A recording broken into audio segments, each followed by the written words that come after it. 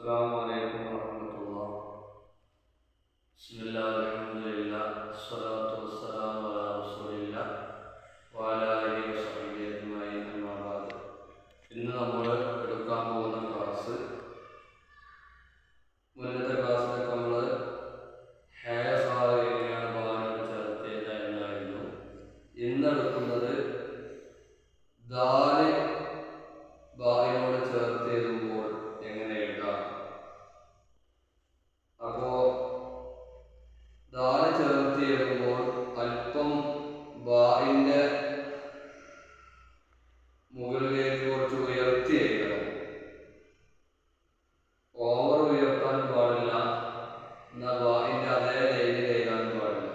കുറച്ച് പൊക്കിയിട്ട് എഴുതലാണ് ദാലിന്റെ മറ്റൊരു ശൈലി.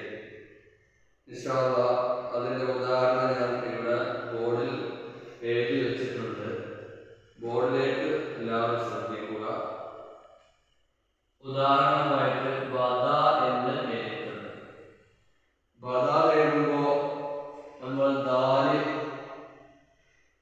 ഇടുമ്പോൾ കുറച്ച് ബായിനേക്കാൾ കുറച്ച് പൊക്കിയിട്ട് എഴുതേണ്ടതുണ്ട്. ദാല് ലാമായിട്ട് രൂപപ്പെടാൻ പാടില്ല.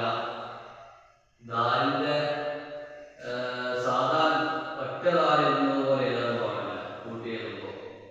അപ്പോൾ ദാല് ചെറുതാക്കിയിട്ട് കുറച്ച് പൊക്കിയിട്ട് എഴുതേണ്ടതുണ്ട്. ബാഗ് അല്പം വലുതാക്കിയിട്ടുണ്ട്. അതുപോലെ തന്നെ